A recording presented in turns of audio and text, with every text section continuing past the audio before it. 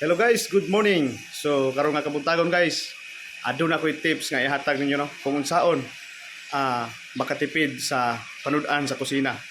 So labi na akong daghan tag mga sakop, sama na ako no nag family planning man taw kanadto para tuluray anak. Pero giblisingan ta sa Ginoo og daghang mga sakop. So kinahanglan kita mangita og pamaagi nga makatipid. So ang unang buhaton guys, musayo og mata. No, number 1.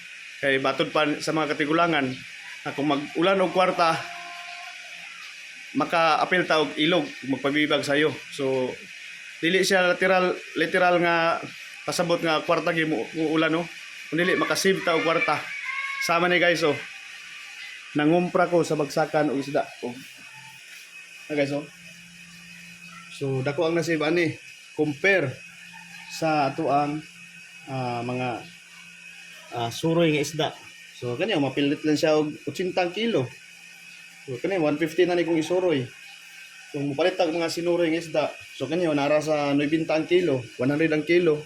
So at least wala mo lapas og 100 ang ato ang presyo ni guys. No? So ikaduha ato ang bahin-bahinon. Dili madaot ang atong isda. No, masayang ang atong kwarta. Kada luto ato na nakaseparate ang mga sudlanan. Kay kung dako nga sudlanan, sige tag defrost kada luto. So kinahanglan atong ilain-lain. Kay kada luto mag-defrost, padaot atong isda masayang no. Ano. So ikatulo. Padayon ang atong pagkagwapo. So daghang salamat guys.